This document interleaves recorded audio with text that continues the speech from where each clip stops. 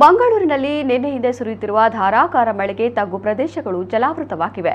ಮುಖ್ಯವಾಗಿ ಪ್ರತಿ ಬಾರಿ ಚಿಕ್ಕಪುಟ್ಟ ಮಳೆಗೂ ಮುಳುಗುತ್ತಿರುವ ಜಪ್ಪಿನಮೊಗರು ಎಕ್ಕೂರು ಪ್ರದೇಶ ನಿನ್ನೆ ಸಂಜೆಯೂ ಬಹುತೇಕ ಜಲಾವೃತಗೊಂಡಿತು. ಪಂಪ್ವೆಲ್ ಮೇಲ್ಸೇತುವೆ ಬಳಿಯಿಂದ ಹರಿದು ಬರುವ ರಾಜಕಾಲುವೆ ನೀರು ಭಾರೀ ಪ್ರಮಾಣದಲ್ಲಿ ನೇತ್ರಾವತಿ ನದಿ ಸೇರಲು ಎಕ್ಕೂರು ಬಳಿಯಿಂದಲೇ ಹಾದು ಹೋಗುವ ಕಾರಣ ಎಕ್ಕೂರಿನ ರಾಜಕಾಲುವೆಯಲ್ಲೂ ಭಾರೀ ಪ್ರಮಾಣದ ನೆರೆ ನೀರು ಹರಿದಿದೆ. ಇಲ್ಲಿನ ತಗ್ಗು ಪ್ರದೇಶಗಳು ಜಲಾವೃತಗೊಂಡ ಕಾರಣ ಅಂಗಡಿ ಮುಂಗಟ್ಟು ಮನೆಗಳಿಗೂ ನೀರು ನುಗ್ಗಿದೆ.